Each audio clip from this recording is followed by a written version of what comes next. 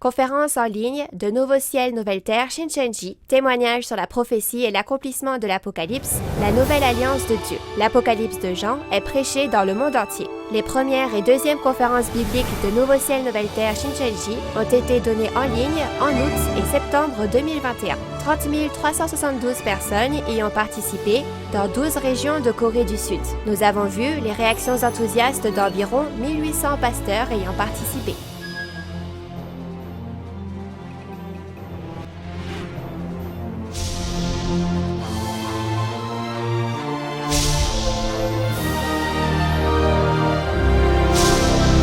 Et enfin, la parole de l'Apocalypse de Jean est ouverte pour la première fois en 2000 ans. Le président et les 12 chefs de tribu de Nouveau Ciel, Nouvelle Terre, Shincheonji vous dévoilent le secret du royaume des cieux de la Nouvelle Alliance, l'Apocalypse de Jean. Tous les lundis et jeudis, du 18 octobre au 27 décembre, les conférences en ligne de Nouveau Ciel, Nouvelle Terre, Shincheonji sont diffusées en direct dans le monde entier. Nous vous invitons à suivre le témoignage sur la prophétie et l'accomplissement de l'Apocalypse, la nouvelle alliance de Dieu. Bienvenue à la conférence en ligne de Nouveau Ciel, Nouvelle Terre, Shincheonji, témoignage sur la prophétie et l'accomplissement de l'Apocalypse, la nouvelle alliance de Dieu. Je suis Jae-jun Byun et je serai votre présentateur aujourd'hui. À tous les pasteurs, séminaristes et fidèles du monde entier qui se sont réunis pour connaître la vraie volonté de Dieu, bonjour. La conférence en ligne de Nouveau Ciel, Nouvelle Terre, Shincheonji sur l'Apocalypse, qui est actuellement diffusée dans le monde entier via YouTube en 24 langues, est la première au monde à témoigner de l'accomplissement de tous les chapitres de l'Apocalypse sur 2 mois, révélant ainsi les secrets de l'Apocalypse, le plus grand mystère de l'humanité. Grâce au grand intérêt manifesté par les pasteurs et les croyants du monde entier, le nombre total de vues de la conférence depuis Apocalypse chapitre 1 jusqu'à aujourd'hui a dépassé le 1 million, montrant un grand engouement pour ces conférences. Des paroles qui n'ont été entendues nulle part dans le monde seront révélées aujourd'hui. Nous commencerons la conférence avec gratitude pour la vérité et la grande grâce que Dieu et Jésus nous ont donnée. Tout d'abord, nous allons prier avec le même cœur. Dieu le Père qui est saint, plein d'amour et de grâce, nous vous sommes vraiment reconnaissants d'avoir rassemblé nos cœurs et de nous avoir conduits à écouter avec un ardent désir les précieuses paroles de vie de la conférence en ligne sur le témoignage sur la prophétie et l'accomplissement de l'Apocalypse, la nouvelle alliance de Dieu, que le ciel nous a accordée en ce moment aujourd'hui. Nous avons réalisé que cette époque est celle de l'accomplissement de l'Alliance, au cours de laquelle toutes les paroles que Jésus a promises sont accomplies à travers le témoignage du pasteur promis que Jésus a envoyé. Ainsi, durant ce temps, accordez-nous les yeux pour voir, les oreilles pour entendre et un cœur sage pour réaliser. Tout comme Jésus, le Fils de Dieu, qui est venu sur cette terre il y a environ 2000 ans, a proclamé la paix et a conduit beaucoup à Dieu avec la parole de vérité. De même, à travers les prophéties de l'Apocalypse et les paroles de témoignage de l'accomplissement qui sont témoignées à ce temps, tout le monde sera en Jésus. S'il vous plaît, bénissez ce temps afin que nous soyons unis et permettez que nous profitions de la paix à travers une réalisation précieuse. Permettez-nous de devenir un avec la vérité. En particulier, s'il vous plaît, déversez la sagesse et la puissance du ciel sur le chef de tribu qui témoignera de la parole pendant ce temps et faites-en un temps précieux pour que tous nous rassemblions nos cœurs et rendions gloire à Dieu le Père dans les cieux. Nous nous en remettons à Dieu le Père du début à la fin et nous prions au nom de Jésus qui est saint et qui nous a conduits de la mort à la vie. Amen. Nous tenons à vous informer que la conférence en ligne d'aujourd'hui se déroule dans le strict respect des règles de sécurité sanitaire et de distanciation sociale. Jusqu'à présent, nous avons appris les paroles de l'Apocalypse des chapitres 1 à 9. Aujourd'hui, vous apprendrez les paroles d'Apocalypse 10 par l'intermédiaire du chef de la tribu de Matthias. Si nous résumons Apocalypse 10 en un mot, on peut dire que c'est le livre révélé venu du ciel et le pasteur promis. Savez-vous qu'il y a environ 2000 ans, Jésus a prophétisé qu'aujourd'hui serait un temps de famine où il n'y aurait pas de nourriture à manger au temps du second avènement du Seigneur? Ce dont nous sommes reconnaissants, c'est que lorsque de telles choses se produisent, une précieuse nourriture de vie est donnée du ciel afin que tous puissent avoir la vie. Si c'est le cas, il faut savoir quelle est cette nourriture et à travers qui on peut la manger, n'est-ce pas? Si vous écoutez attentivement les paroles d'Apocalypse 10 aujourd'hui, vous trouverez rapidement la réponse à ces questions. Lorsque les paroles ouvertes de l'Apocalypse seront témoignées, j'espère que ce sera un temps précieux pour que la lumière de la vérité illumine vos cœurs. Ensuite, nous aurons le chef de la tribu de Matthias, Bang Sik-chang, qui va délivrer la parole. Veuillez l'accueillir avec des applaudissements chaleureux.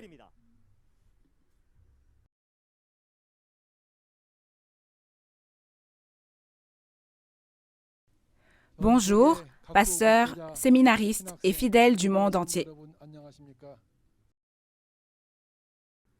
Je suis le chef de tribu Bang Sik-chang de Nouveau Ciel, Nouvelle Terre, Shincheonji, Église de Jésus, qui a été choisi au nom de Matthias, un disciple de Jésus.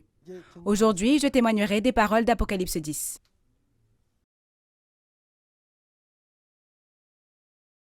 Le titre de la parole d'Apocalypse 10 que nous voyons aujourd'hui est « Le livre révélé venu du ciel et le pasteur promis ». Encore une fois, le livre révélé venu du ciel et le pasteur promis. Si nous regardons le point clé de notre référence d'aujourd'hui, il nous est dit par quel processus le livre révélé du ciel est délivré. Alors, qui est-ce? Dieu donne à qui? À Jésus. Jésus le donne à l'ange, l'ange à Jean, et Jean au serviteur, et c'est ainsi que c'est délivré, n'est-ce pas? N'est-ce pas clairement indiqué dans Apocalypse 1, verset 1? C'est la révélation de Jésus-Christ que Dieu lui a donnée et Jésus, à travers un ange, l'ange le donne à Jean et Jean le délivre au serviteur, n'est-ce pas? Jean qui délivre la révélation de Jésus au serviteur apparaît, mais qui est ce Jean? Ce contenu est très important dans l'Apocalypse de Jean. Alors, nous devons d'abord savoir qu'il y avait un Jean au moment de l'écriture de cette prophétie et qu'il y a un Jean qui a vu et témoigné de cela quand ce livre de l'Apocalypse a été accompli. Ainsi, plutôt que de parler de Jean qui a vécu il y a 2000 ans, nous pensons à Jean quand cela s'accomplit aujourd'hui et nous allons l'appeler Nouveau Jean. Qui est-ce? Il est un personnage qui apparaît au temps de l'accomplissement de l'Apocalypse et c'est précisément le pasteur qui a reçu cette parole de l'Apocalypse. Pourquoi? Si vous regardez Osée 12:11, vous pourrez voir que Dieu a parlé à différents prophètes, mais ce qu'il leur a dit ne leur était pas destiné. Dieu a utilisé les prophètes en paraboles pour donner des paraboles. Ainsi, lorsque cette prophétie a été donnée, il n'y avait pas encore sa réalité. Donc, ce qui a été montré dans la vision a été écrit en parabole, et quand cette prophétie est accomplie, comme la réalité apparaît, on témoigne de cette réalité, bien sûr. Et chaque fois que Jésus ouvre un sceau et accomplit, il y a à côté de lui un témoin qui a vu et entendu chaque chapitre l'un après l'autre. Et qui est-ce? C'est Jean dont on parle ici.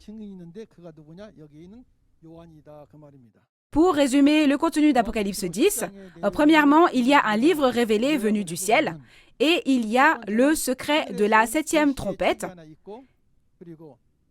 Et il y a Jean qui a reçu et mangé le livre ouvert et sa mission. Nous allons faire ainsi en 3 parties et méditer dessus ensemble. Maintenant, lisons d'abord ensemble les paroles d'Apocalypse 10, versets 1 à 4. Je vis un autre ange puissant qui descendait du ciel, enveloppé d'une nuée. Au-dessus de sa tête était l'arc-en-ciel, et son visage était comme le soleil, et ses pieds comme des colonnes de feu. Il tenait dans sa main un petit livre ouvert. Il posa son pied droit sur la mer et son pied gauche sur la terre. Et il cria d'une voix forte, comme rugit un lion. Quand il cria, les 7 tonnerres firent entendre leur voix. Et quand les 7 tonnerres eurent fait entendre leur voix, j'allais écrire. Et j'entendis du ciel une voix qui disait « Celle ce qu'ont dit les 7 tonnerres, et ne l'écris pas. » Amen. Oui, vous avez bien lu. Ici, je vis un autre ange puissant qui descendait du ciel, enveloppé d'une nuée, et au-dessus de sa tête était l'arc-en-ciel, et son visage était comme le soleil, et ses pieds comme des colonnes de feu. Qui est celui qui dit « Je vis » dans l'Apocalypse? Nous devons d'abord savoir que c'était l'apôtre Jean au moment de la rédaction de la prophétie et qu'il devient le nouveau Jean lorsque cela s'accomplit. Sachez que Jean a eu une vision et que le nouveau Jean ici a vu l'accomplissement physique. Il tenait dans sa main un petit livre ouvert. Il posa son pied droit sur la mer et son pied gauche sur la terre. Et il cria d'une voix forte, comme rugit un lion. Quand il cria, les 7 tonnerres firent entendre leur voix. Et quand les 7 tonnerres eurent fait entendre leur voix, j'allais écrire. Et j'entendis du ciel une voix qui disait « Celle ce qu'ont dit les 7 tonnerres, et ne l'écris pas. » Il y a ce livre ouvert venu du ciel. Il y a un autre ange puissant qui a apporté ce livre ouvert. Nous devons découvrir qui est cet autre ange puissant.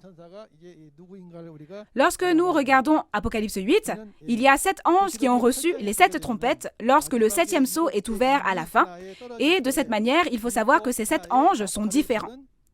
Dans Apocalypse 9, après que le 6e ange sonne de la trompette, dans Apocalypse 11, le 7e ange sonne de la trompette. Mais comprenez tout d'abord que le chapitre 10 est un événement entre-temps au cours duquel la parole est reçue et mangée. Il est dit que cet ange est descendu du ciel. Et qu'est-ce que cela veut dire? Cela veut dire qu'il est descendu du monde spirituel vers le monde physique de cette terre. Et que portait l'ange?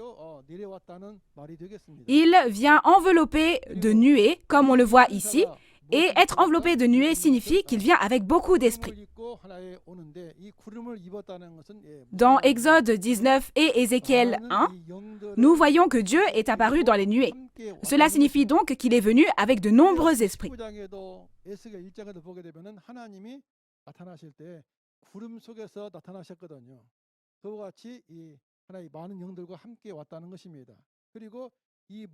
Et qu'y a-t-il au-dessus de sa tête? Il y a un arc-en-ciel. Et son visage était comme le soleil, et ses pieds étaient comme des colonnes de feu. Quel est le contenu? En regardant cette apparence dans Apocalypse 1, versets 13 à 16, c'est l'apparence de qui? Ça ressemble fortement à l'apparence de Jésus. Ainsi, il vient sous la même forme que Jésus et vient comme Jésus l'a promis et prêche les paroles de cette révélation de Jésus. Pourquoi? Quand on regarde dans Genèse 9, verset 13, l'arc-en-ciel dont on parle ici symbolise l'alliance, la promesse, n'est-ce pas? Qu'est-ce qui a été promis dans Apocalypse 1, verset 1? De cette façon, qui a cette révélation de Jésus? C'est l'ange qui vient et la donne à qui? N'est-il pas dit qu'il la donnerait à Jean? Parce qu'il est l'ange qui vient accomplir cette promesse, il y a un arc-en-ciel ici. Et il est dit qu'il y a un petit livre ouvert dans la main de l'ange. Que signifie le petit livre ouvert ici? Au chapitre 5, il y a le livre de l'Apocalypse, scellé de 7 sceaux dans la main droite de Dieu, n'est-ce pas? Comme Jésus a vaincu, que fait-il après avoir pris le livre? Après avoir ouvert les 6 sceaux dans le chapitre 6 et le dernier sceau dans le chapitre 8, c'est maintenant devenu la révélation de Jésus. Et ensuite, à travers qui? Il ordonne à l'ange de le donner à Jean. Donc, le livre ouvert que l'on a ici, c'est lequel? Sachez que c'est précisément le livre révélé. Alors, dans ce cas, pourquoi cet ange ici a-t-il apporté le livre révélé? Quand on regarde, c'est pour le donner à qui? Pour le donner à ce Jean ici. Alors, ce livre révélé est apporté par qui? C'est un ange qui l'a apporté. C'est ce que dit Apocalypse 1, verset 1. On ordonne à l'ange de le donner à qui? N'est-il pas dit qu'il le donne à Jean? Afin de délivrer ces paroles révélées à Jean, de cette façon, l'ange a apporté un livre ouvert comme ceci. Nous allons voir ce processus de délivrance. Comme nous le voyons dans Apocalypse 5, comme Jésus a vaincu, il prend le livre scellé de 7 sceaux dans la main droite de Dieu. Il a donc pris le livre et en a ouvert tous les sceaux au chapitre 6 et 8 et l'accomplit. Alors, ces paroles révélées qui se sont accomplies sont maintenant données à qui? Elles sont données à l'ange, n'est-ce pas? Et à qui cet ange va-t-il donner ces paroles à manger? Il les fait recevoir et manger à travers une seule personne, c'est Jean ici. Jean est la personne venue pour transmettre cela aux nombreux serviteurs. Dans ce cas-là, pour recevoir cette révélation, la reçoit-on de Dieu, ou alors de Jésus, ou alors de l'ange, ou sinon, la reçoit-on de Jean? Quelle est la bonne réponse? Comme promis dans la Bible, les serviteurs de Dieu doivent recevoir la révélation à travers Jean, qui a reçu et mangé ces paroles. La révélation de qui? La révélation de Jésus. Maintenant, voici la mer et la terre sur lesquelles l'ange a mis son pied. Nous devons découvrir ce que sont la mer et la terre sur lesquelles cet ange a mis ses pieds. La mer peut être considérée comme le monde. Si vous regardez Daniel 7, versets 3 et 17, il est dit que 4 bêtes montent de la mer. Mais quand vous écoutez l'explication, il est dit qu'elles montent du monde. C'est pourquoi la mer est le monde. Et dans Apocalypse chapitre 17, il y a une prostituée assise sur la mer, sur les grandes eaux. Quand on regarde au verset 3, il est dit qu'elle est assise sur la bête à 7 têtes et 10 cornes. Qui sont-ils? Ce sont les destructeurs et leur organisation. Et où est son pied gauche? Sur la terre. C'est quoi la terre? Les fidèles dans le tabernacle des 7 chandeliers d'or qui appartenaient au ciel et ensuite ont trahi sont considérés comme la terre ici, bien sûr. D'après Jérémie 17, 13, où est écrit le nom de ceux qui ont abandonné Dieu, comme il est dit que leurs noms sont écrits sur la terre, on parle du peuple élu qui a trahi. Et même dans Apocalypse 13, versets 7 et 8, il est dit que les gens du tabernacle du ciel ont été combattus et vaincus par la bête qui est entrée, et maintenant ils servent cette bête et ils adorent la bête. C'est ainsi que nous pouvons savoir que ce sont les traîtres, bien sûr. Et il y a cet ange qui a un pied sur la mer et un pied sur la terre, et il crie d'une voix forte. Quel est le contenu? De faire quoi maintenant avec les destructeurs et les traîtres ici, avec les paroles de la révélation ouverte? De les juger. Et il montre cela à qui? Il le montre à Jean. Si vous regardez dans Jean 5, 22, au premier avènement, Jésus a dit que le Père a laissé tout jugement au Fils. Mais il ne juge pas à cette époque. Et si vous regardez dans Jean 12, 48, il dit que mes paroles vous jugeront au dernier jour. Comment juge-t-on alors? Selon Apocalypse 20, verset 12, leurs actions sont jugées selon la Bible en les comparant avec la Bible. Alors pourquoi a-t-on montré cela à Jean à ce moment-là? À qui l'ange a-t-il montré cette apparence? Ne l'a-t-il pas montré à Jean ici? Pourquoi lui montre-t-il?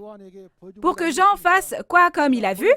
Pour qu'il juge les destructeurs et les traîtres.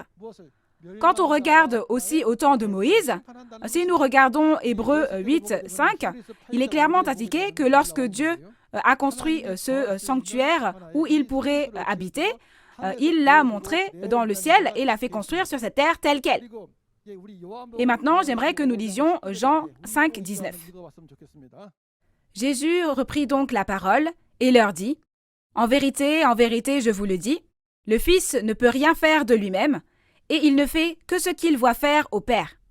Et tout ce que le Père fait, le Fils aussi le fait pareillement. Amen. »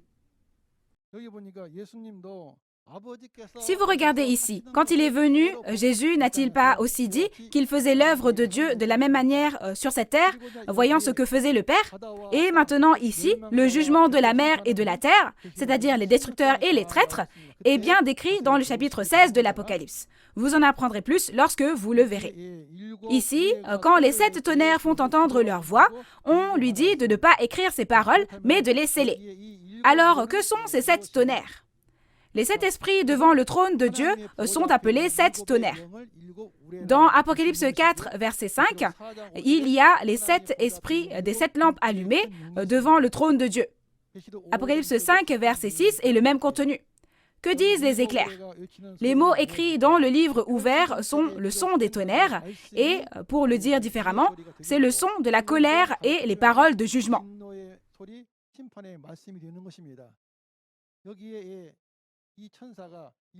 Cet ange ici juge avec les 7 esprits. Et il y a une raison de sceller ce que disent les tonnerres et de ne pas l'écrire. Puisqu'il reçoit et mange ce livre dans lequel ce qu'ils ont dit est écrit, il n'a pas besoin de l'écrire séparément. Ce contenu est bien décrit dans Apocalypse 10, versets 8 à 11. Et maintenant, dans le chapitre 10, verset 5, « Et l'ange que je voyais debout sur la mer et sur la terre leva sa main droite vers le ciel. Et jura par celui qui vit au siècle des siècles, qui a créé le ciel et les choses qui y sont, la terre et les choses qui y sont, et la mer et les choses qui y sont, qu'il n'y aura plus de temps et que cela s'accomplira rapidement. » N'est-ce pas? Alors il se tient ici sur la mer et sur la terre, et il jure que ça ne tardera pas. Alors, nous devons d'abord réfléchir à nouveau à ce que signifie le fait de marcher sur la terre et sur la mer. Comme nous l'avons appris, les destructeurs et les destructeurs sont quoi? Sont jugés. Alors, avec ces paroles, ils sont quoi? Ils sont jugés. Alors, qu'est-ce que cela signifie qu'il n'y aura plus de temps et que ça ne tardera pas? Que non seulement le jugement, mais aussi le secret de cette 7e trompette sera bientôt accompli. Au chapitre 1, c'est écrit que ce sont des choses qui arriveront bientôt ou que ce sont des choses qui se feraient lentement. C'est écrit que cela viendra bientôt, n'est-ce pas? C'est pourquoi le mystère du jugement et la 7e trompette s'accomplissent rapidement. Cela a été écrit, puis cette prophétie a été prêchée pendant 2000 ans. Cependant, quand elle se réalisera, elle s'accomplira rapidement. Par exemple, au temps de l'Ancien Testament, plusieurs prophètes ont parlé pendant des centaines d'années. Mais au premier avènement, quand cela s'accomplit, Jésus vient et accomplit tout en 3 ans, n'est-ce pas? La prophétie prend beaucoup de temps, mais il y a besoin de beaucoup de personnes. Mais quand elle s'accomplit, cela se fait en peu de temps. Alors, quelles sont les choses qui doivent arriver bientôt? Tous les chapitres de l'Apocalypse s'accomplissent. Quoi donc? N'avons-nous pas appris dans Apocalypse 1, verset 1, que les événements de tous les chapitres de l'Apocalypse sont les choses qui doivent arriver bientôt au temps de l'accomplissement? Si nous avons appris, nous devrions maintenant croire, n'est-ce pas?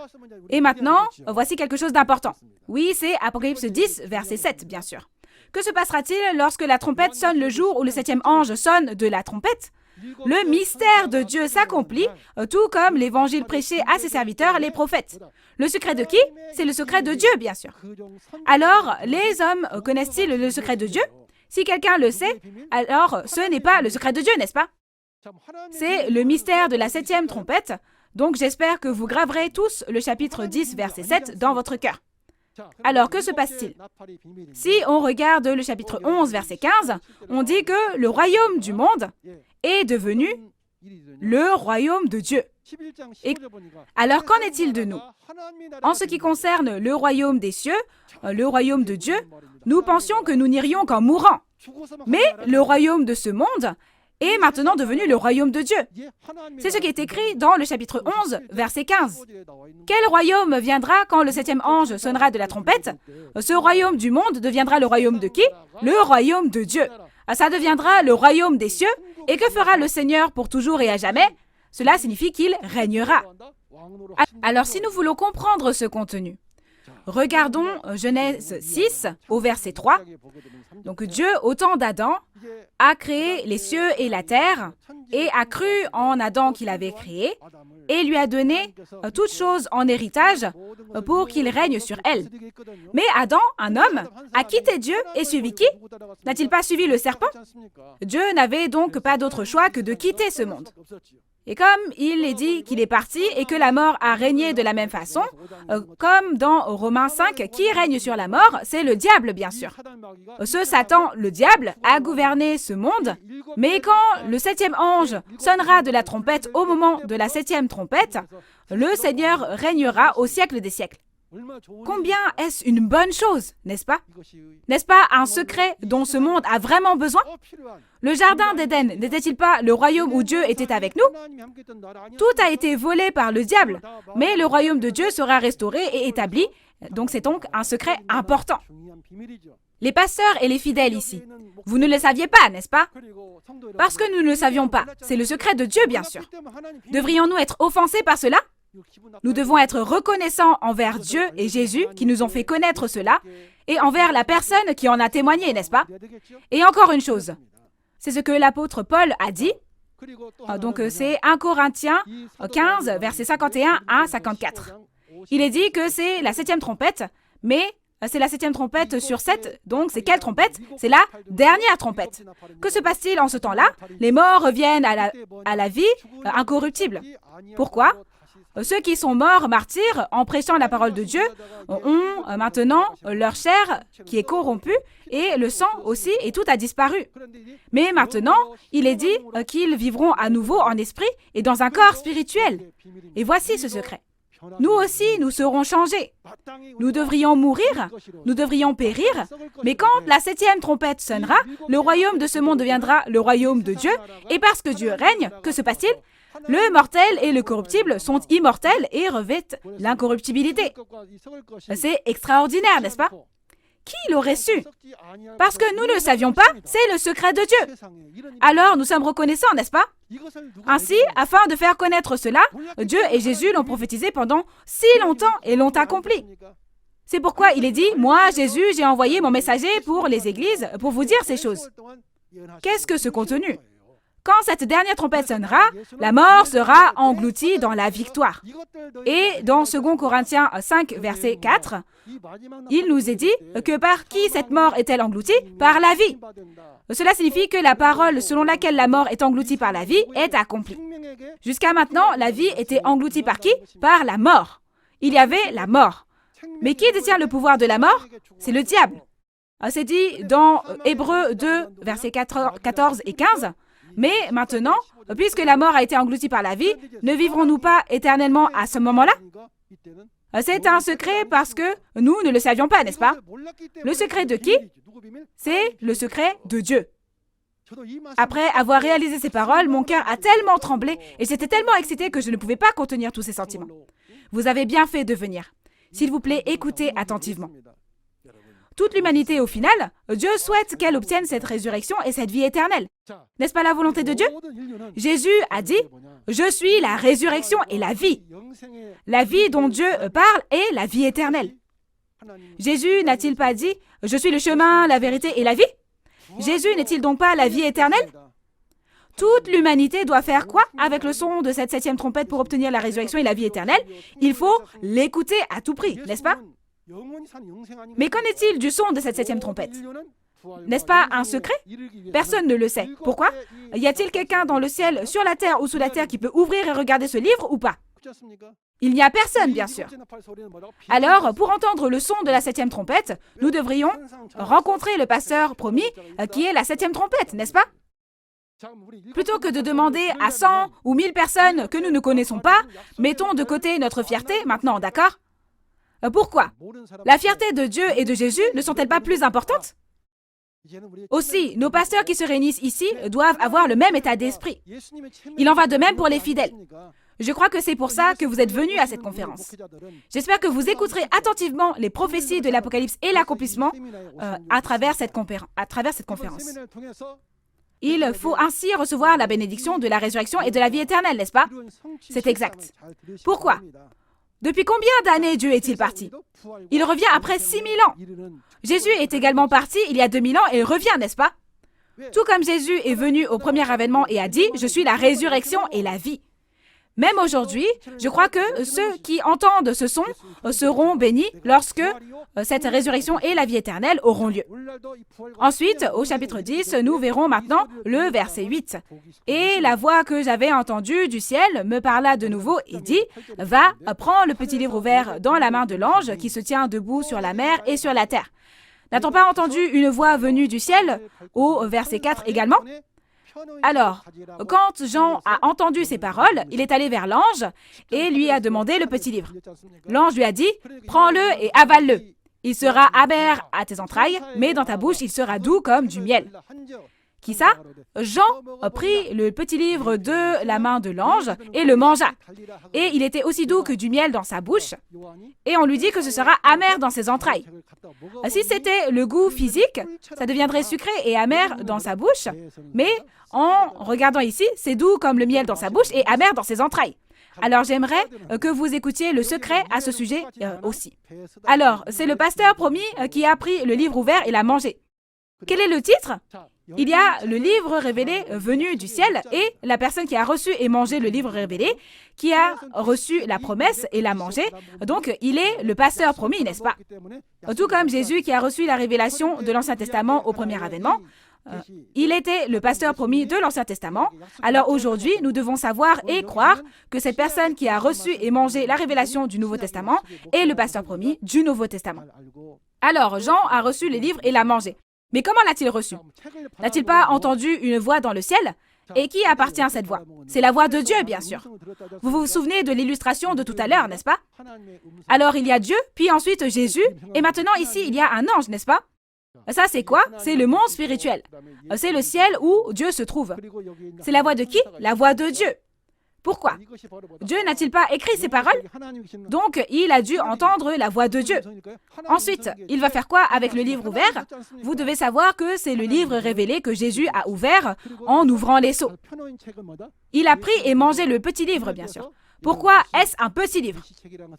C'est parce que l'Apocalypse est seulement un des 66 livres. De cette façon, nous mangeons de la nourriture par la bouche, mais quand on dit, comme on dit en coréen, écoute et mange ce que je te dis s'il te plaît, nous écoutons et mangeons les choses spirituelles avec nos oreilles, n'est-ce pas? Alors, puisqu'il est entré dans les entrailles de Jean, qu'est-ce que cela signifie de recevoir et manger ce petit livre? Il a réalisé toutes ces paroles et les a gravées dans son cœur. N'est-ce pas qu'il les a comprises et qu'il les a digérées? Alors, de telles choses doivent-elles avoir lieu ou pas? Elles doivent avoir lieu, bien sûr. Alors, j'aimerais demander à nos estimés pasteurs et aux fidèles qui veulent aller au royaume des cieux. Quand et qui a reçu et mangé cette parole aujourd'hui et où? Pouvons-nous savoir ces choses sous prétexte que nous étudions ces choses? Non. Pourquoi? C'est seulement possible de savoir quand cela s'est réalisé, n'est-ce pas? Parlons un instant de cet accomplissement physique.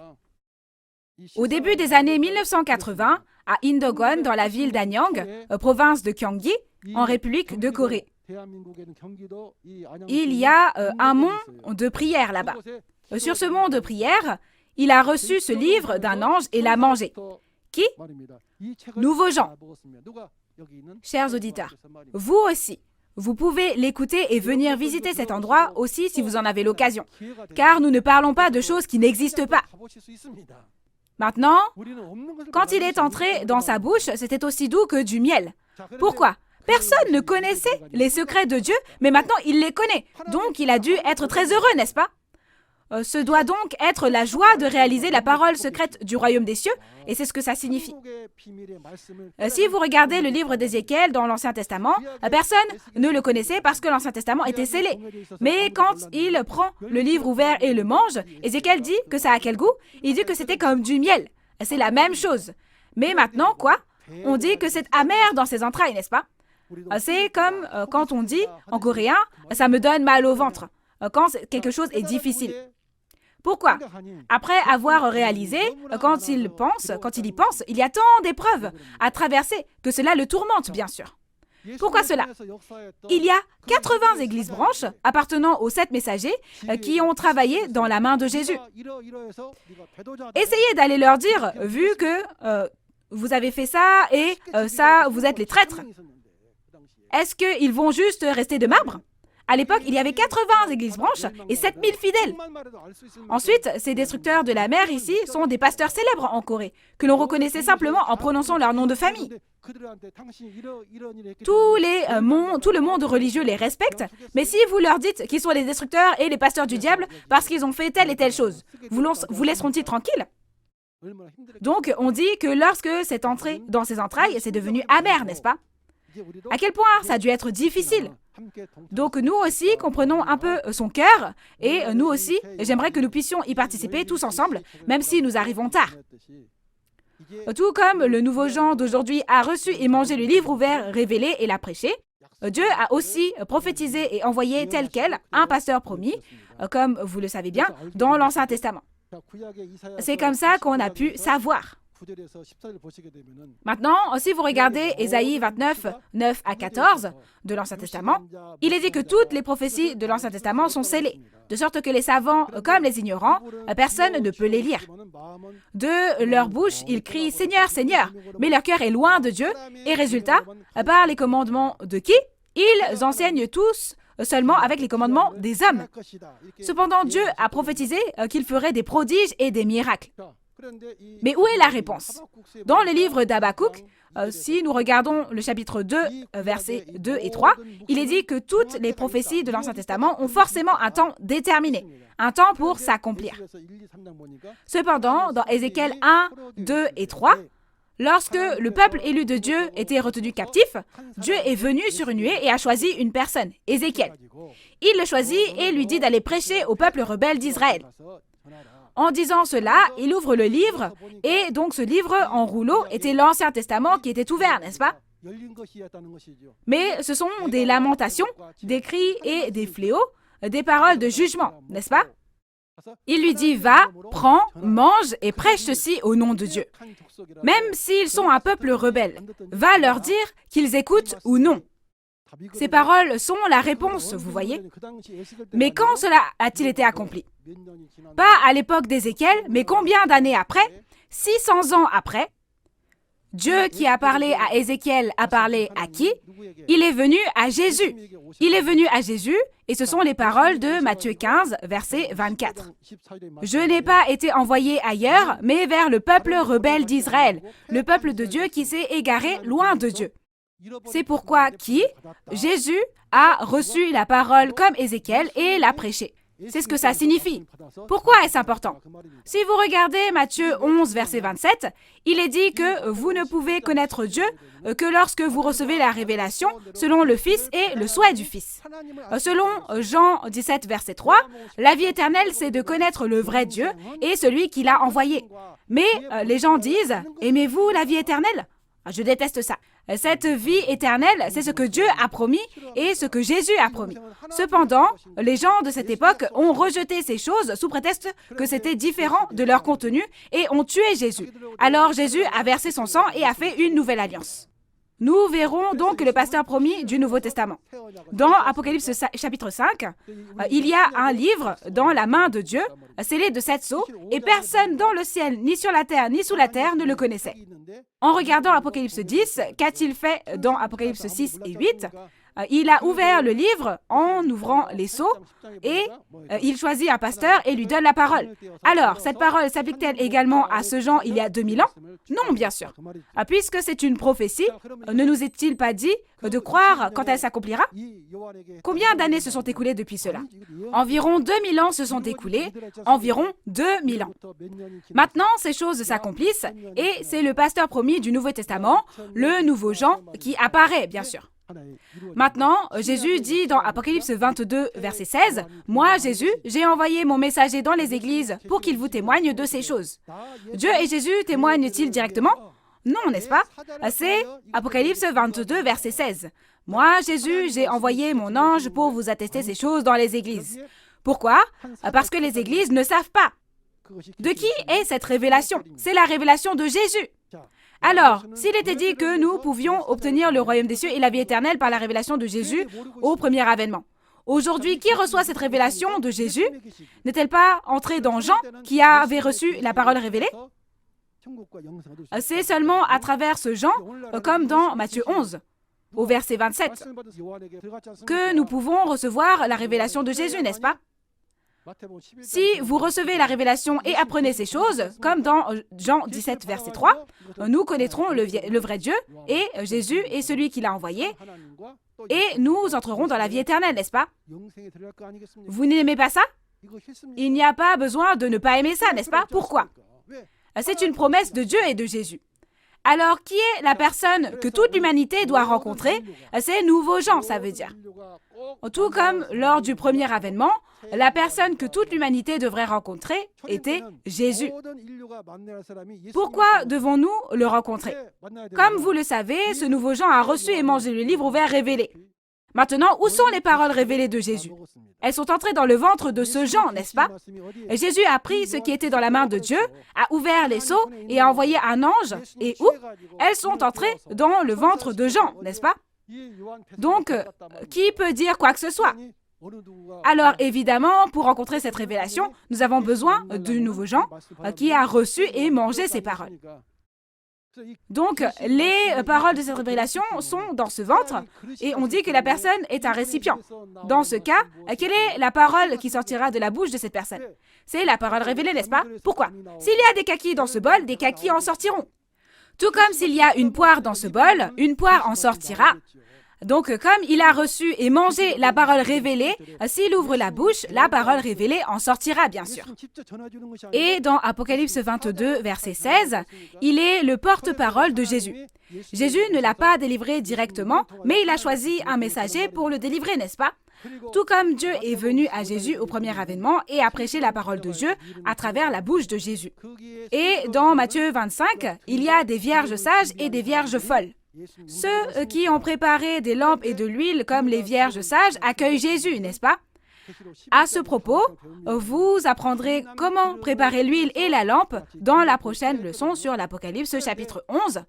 Mais on a dit d'allumer une lampe comme celle-ci avec de l'huile d'olive. Et selon Apocalypse 11, versets 3 et 4, ce nouveau Jean qui a reçu ces paroles est ici le témoin de Jésus. Et ce témoin est comparé à un olivier. L'huile physique, l'huile d'olive sortira de l'olivier physique. Mais parce que cet olivier est un homme, c'est la personne qui reçoit et mange la parole pour en témoigner. Donc le témoignage de cette personne est l'huile d'olive. Si vous voulez devenir une vierge sage et recevoir Jésus, vous devez le rencontrer, n'est-ce pas? Et dans Apocalypse chapitre 6, aujourd'hui, l'Israël spirituel prend fin. À ce moment-là, quand on regarde au chapitre 7, un ange vient avec le sceau du Dieu vivant et scelle 12 tribus pour construire à nouveau le royaume de Dieu, n'est-ce pas? S'il est dit que cette parole même est le sceau de Dieu mentionné ici, devrais-je rencontrer cette personne? Ne devrais-je pas la rencontrer? Nous devrions la rencontrer, bien sûr. Et comme nous l'avons appris dans Apocalypse chapitre 2 et 3, il est dit que le vainqueur reçoit 12 bénédictions. Que sont ces 12 bénédictions? Comme vous le savez tous, la manne cachée qui fait vivre pour toujours si on en mange. La connaissez-vous? Et le caillou blanc qui peut juger les nations et la verge de fer qui peut régner sur les nations. Et Dieu qui est parti, Jésus et le royaume des cieux viennent aussi au vainqueur. Et en plus, on s'assoit avec Dieu et Jésus sur leur trône, n'est-ce pas? Mais qui est-ce? Il est le vainqueur que nous voyons dans Apocalypse 12. Avec quoi vainc-il? Par la parole révélée, il combat et vainc, donc nous avons besoin de la personne qui a reçu et mangé la parole révélée, non? Le vainqueur devient aussi le Fils de Dieu dans Apocalypse 21, verset 7. Au premier avènement, Jésus était le Fils de Dieu. Mais encore aujourd'hui, il est promis que celui qui vaincra deviendra le Fils de Dieu. Vous ne devez pas ne pas croire en cela. Si vous regardez dans Psaume 2, verset 7 de l'Ancien Testament, Dieu a dit qu'aujourd'hui, j'ai donné naissance à un fils, qui apparaît selon cette prophétie au premier avènement, tout comme Jésus est apparu. Encore aujourd'hui dans l'Apocalypse, s'il est dit que le vainqueur est le Fils de Dieu, vaut-il mieux croire ou vaudrait-il mieux ne pas y croire? Ce serait bien d'y croire. Maintenant, c'est le dernier verset, le verset 11. Puis on me dit, qui ça? L'ange m'a dit que je devais prophétiser de nouveau à beaucoup de peuples, de nations, de langues et de rois. N'est-ce pas la mission que Jean, qui a reçu et mangé le livre, doit accomplir? C'est donc la mission du pasteur promis. Alors cette mission est de prêcher de nouveau aux peuples, nations, langues et rois. Mais qui sont ces peuples, nations, langues et rois? Il s'avère que ce sont tous les gens qui vont à l'église et qui sont dans le péché. Pourquoi? D'après Apocalypse 13, verset 7, qui sont ces peuples, ces nations et ces langues? Il est dit que la bête avec qui le diable est les gouverne dans Apocalypse 13. Aussi, dans Apocalypse 17, verset 15, il y a qui? La prostituée, Babylone, dans laquelle se trouve le diable, qui règne sur eux tous. Et dans Apocalypse chapitre 18, verset 2, il est dit que ce sont l'habitation des démons. Et son influence est telle que maintenant, toutes les nations, les demeures des démons, ont été détruites en buvant le vin de la pudicité. Donc, c'est pour ça qu'il faut leur enseigner à nouveau. Prophétise à nouveau. Pourquoi? Parce qu'ils n'ont été enseignés que par les enseignements des hommes. Pourquoi? Parce que toutes les prophéties sont scellées. Parce qu'ils ne connaissent pas la prophétie et sa réalité, les gens étudient et disent « Ah, ça veut dire ça ». Ici, dans Apocalypse 13, le 666 est un code barre, c'est une puce électronique, etc. Or, comme ils ont appris avec les commandements des hommes, il faut leur enseigner à nouveau avec les commandements de Dieu, n'est-ce pas? Au premier avènement, ils ignoraient la Bible et ont donc rejeté le pasteur promis dans l'Ancien Testament. Et c'est pourquoi Jésus a été accusé d'hérésie et qu'on a rejeté la faute sur lui et qu'il a été tué. Mais ceux qui ont tué Jésus à cette époque-là, n'étaient-ils pas les croyants des Juifs? C'étaient des prêtres. Ce n'est pas important que les gens acceptent ce fait ou ne l'acceptent pas. Ce que vous devez savoir, c'est que tout s'accomplit selon la Bible. C'est ainsi. Voici la conclusion. Alors, quel est le but du chapitre 10 de l'Apocalypse? Son but, c'est important. C'est le contenu selon lequel Jésus, en qui nous croyons, nous dit qui est le pasteur promis du Nouveau Testament. Qui est-ce? C'est le nouveau Jean, le porte-parole de Jésus qui a reçu le livre révélé ouvert venu du ciel et l'a mangé. N'était-ce pas le cas pour Jésus au premier avènement?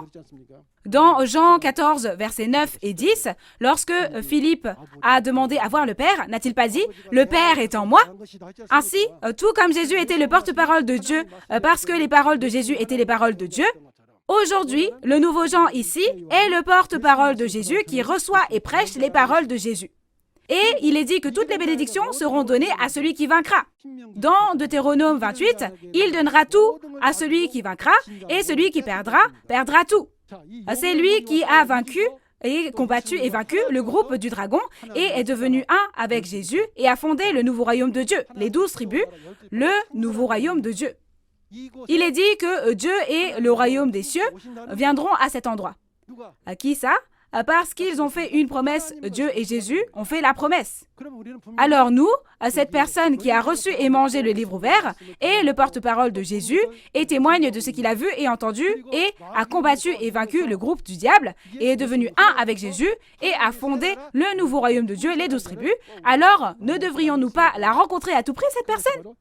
C'est la promesse dans Apocalypse 2 et 3, et c'est celui qui a vaincu dans Apocalypse 12, verset 11, et c'est le royaume des cieux qui est nouvellement créé aujourd'hui dans le chapitre 7. Alors, lorsque l'Apocalypse s'accomplit, nouveau Jean, le pasteur promis, est la seule personne qui a vu, entendu et prêché toutes les prophéties et l'accomplissement physique de tous les chapitres de l'Apocalypse. Qui est-ce? C'est la seule personne. La seule personne. Pourquoi? Dans Amos 3, verset 7, il est écrit que Dieu révèle d'abord le mystère à ses serviteurs, les prophètes, puis agit. Selon Apocalypse 1, verset 2, qu'est-ce que Jean a fait avec la parole de Dieu et tout ce qu'il a vu? Il en a témoigné. Ce qu'il a vu et entendu, dans Apocalypse 22, verset 16, il va dans les églises et en témoigne au nom de Jésus. Jésus n'a-t-il pas été envoyé dans les églises au premier avènement également? Mais ils ne l'ont pas reçu. Aujourd'hui aussi, s'il envoie un messager comme celui-ci aux églises, le recevront-ils? Maintenant, il faut le recevoir, n'est-ce pas? Oui, c'est pourquoi cette fois, tous les pasteurs et tous les croyants partout dans le monde sont appelés pour qu'on témoigne la parole. Ainsi, n'oubliez pas que ce n'est que par le pasteur promis du Nouveau Testament que nous pouvons recevoir la révélation du Nouveau Testament, et en recevant la révélation, nous pouvons connaître le vrai Dieu et Jésus et obtenir ainsi le royaume des cieux et la vie éternelle. La vie éternelle est notre but, mais c'est aussi le but de Dieu. La vie éternelle est de connaître le vrai Dieu et celui qui l'a envoyé. Mais maintenant, pouvons-nous savoir?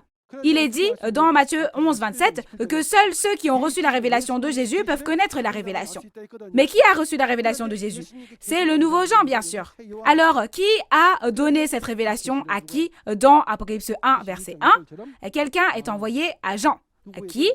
Un ange lui est envoyé pour tout lui montrer, et c'est ce qui est expliqué, n'est-ce pas? Et à travers cet ange, on lui fait recevoir et manger la parole ouverte. Ainsi, nous devons à tout prix le rencontrer. Par conséquent, donc, toute l'humanité doit rencontrer aujourd'hui le pasteur promis du Nouveau Testament, qui est venu en tant que messager de Jésus, et recevoir le témoignage de l'accomplissement physique de l'Apocalypse, et ainsi connaître qui? Le vrai Dieu, Jésus, et le vrai pasteur. C'est ainsi qu'il faut faire.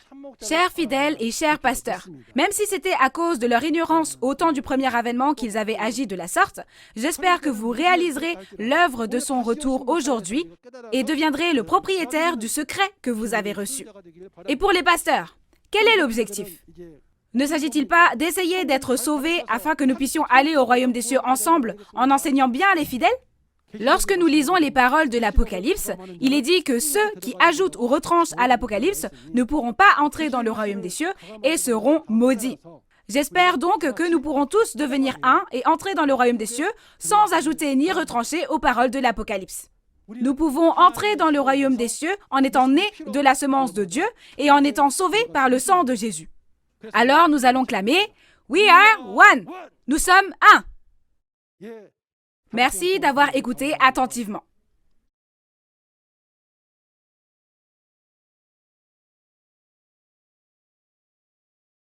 Nous allons prier Dieu le Père tous ensemble.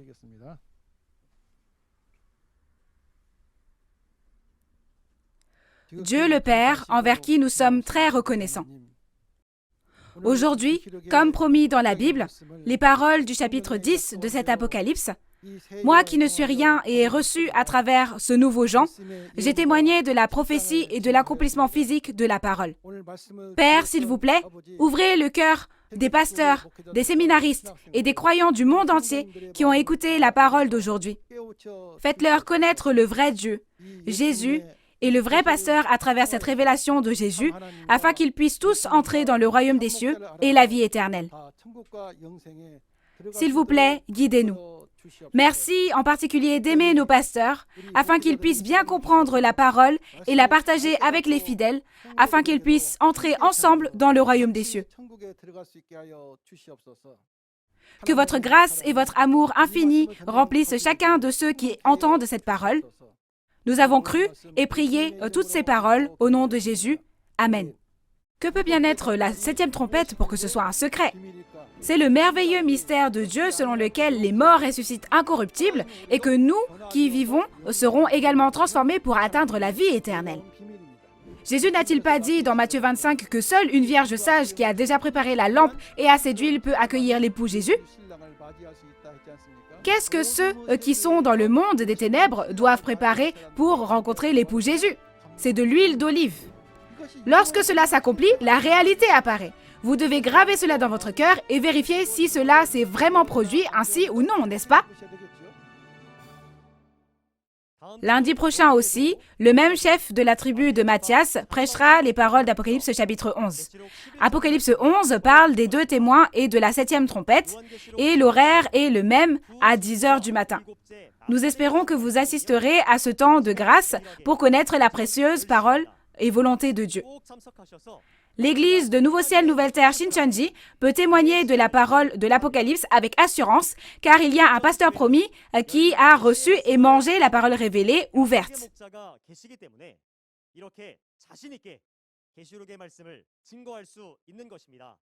En plus des paroles de l'Apocalypse que vous avez entendues aujourd'hui, si vous avez d'autres questions ou demandes de renseignements sur l'Église Nouveau Ciel, Nouvelle Terre Shincheonji et sa doctrine, veuillez nous contacter au numéro représentatif de chaque tribu affiché à l'écran. Nous vous guiderons en détail et avec gentillesse. Au temps où la parole de la prophétie et de l'accomplissement de l'Apocalypse, qui était un secret, est témoignée sans ajouter ni retrancher, des pasteurs du monde entier qui ont vu et entendu la conférence envoient un message vidéo, comme quoi ils veulent devenir membres de Nouveau Ciel, Nouvelle Terre Shincheonji, en signant un protocole d'entente. Merci aux pasteurs du monde entier pour leur soutien chaleureux. Maintenant, nous allons terminer en faisant la prière que le Seigneur nous a enseignée. Nous allons faire le Notre Père ensemble. Notre Père, qui es aux cieux, que ton nom soit sanctifié, que ton règne vienne, que ta volonté soit faite sur la terre comme au ciel. Donne-nous aujourd'hui notre pain de ce jour. pardonne-nous nos offenses, comme nous pardonnons aussi à ceux qui nous ont offensés. Et ne nous laisse pas entrer en tentation, mais délivre-nous du mal, car c'est à toi qu'appartiennent le règne, la puissance et la gloire pour les siècles des siècles. Amen. Ceci conclut la conférence en ligne de Nouveau Ciel, Nouvelle Terre, Shincheonji, témoignage sur la prophétie et l'accomplissement de l'Apocalypse, la nouvelle alliance de Dieu. Merci à tous ceux qui ont participé.